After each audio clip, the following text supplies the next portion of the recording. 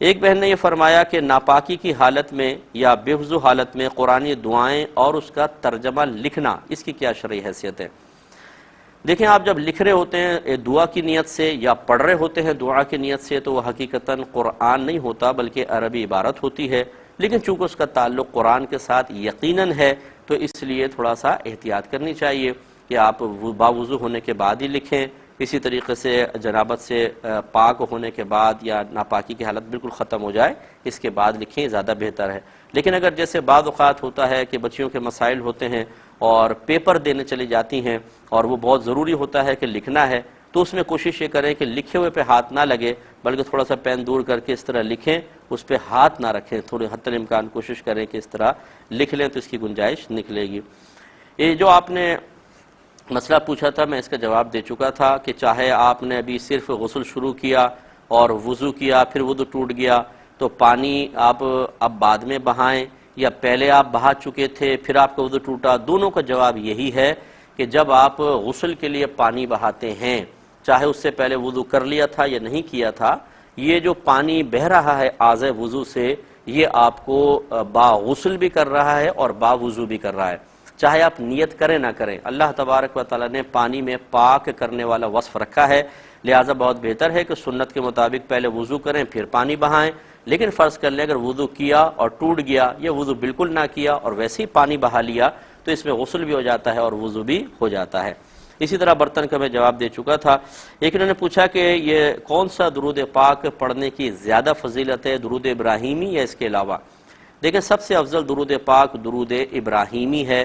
نبی کریم صلی اللہ علیہ وسلم سے جب کویسچن کیا رسول اللہ سب سے افضل درود پاک کون سا ہے تو آپ نے فرمایا درود ابراہیمی۔ لیکن یہ اچھی طرح یاد رکھیں کسی فضیلت کا بیان کرنا کسی دوسری چیز کے انکار کو شامل نہیں ہوتا۔ اگر ایک ٹیچر اپنے اسٹوڈنٹ سے کہتا ہے کہ یہ بچہ سب سے زیادہ ذہین ہے، اس کا مطلب یہ نہیں ہے کہ باقی کسی میں ذہانت ہے ہی نہیں۔ ہاں، یہ ضرور ہے کہ باقی میں ہو سکتی ہے لیکن اس سے کم۔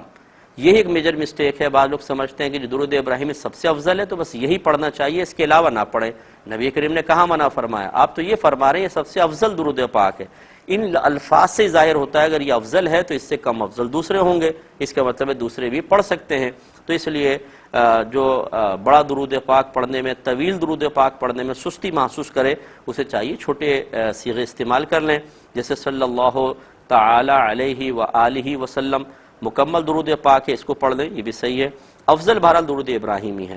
ایک یہ کہتی ہیں اگر کوئی رات کے آخری حصے میں وطر پڑھ رہا تھا اور دوران وطر فجر کی اذانیں شروع ہو گئیں تو کیا حکم شرع ہوگا؟ کیا یہ نماز ہم توڑ دیں یا نماز ہو گئی یا نماز واجب العیادہ ہوگی؟ دیکھیں، نماز بالکل ہو جائے گی۔ اصول شرع یہ ہوتا ہے کہ جب ایک کامل نماز کا وقت چل رہا ہو اور اس کے بعد دوسری نماز کا وقت متصلاً آ جائے تو اگر آپ نے پہلے وقت میں نماز شروع کی ہے وہ چاہے پھر دوسرے وقت میں داخل ہو جائے اس سے کوئی فرق نہیں پڑتا ہے۔ تو وطر یہ جو فجر سے پہلے عشاء کا وقت چل رہا ہوتا ہے، کامل نماز کا وقت ہے، پھر فجر کا وقت آ گیا، اب اگر وطر طویل ہو بھی گئے تو یہ بلا کراہت یہ نماز ہو جائے گی۔ ہاں، آپ غور کریں گے تو فجر کے وقت کے بعد کوئی نماز کا وقت نہیں ہے، پھر ظہر کا وقت ہے آگے جا کر۔ اسی لیے اگر فجر میں آپ نماز پڑھ رہے ہیں اور ایک رکعت پڑھی تھی یا تھوڑی سی پڑھی تھی کہ سورج طلوع کر آیا، یہ نماز نہیں ہوگی، یہ ٹوٹ گئی فوراً، یہ تو بعد میں آپ کو قضا ہی کرنی ہوگی۔ باقی آپ دیکھیں ظہر کے بعد عصر، عصر کے بعد مغرب، مغرب کے بعد عشاء، عشاء کے بعد فجر، یہ تمام متصل وقت ہیں، اس لیے ان میں اگر وقت میں تکبیر لگائی اور اختتام دوسرے وقت میں ہوا وہ نماز ہو جائے گی، اگرچہ اتنی دیر کرنا مناسب نہیں ہوتا۔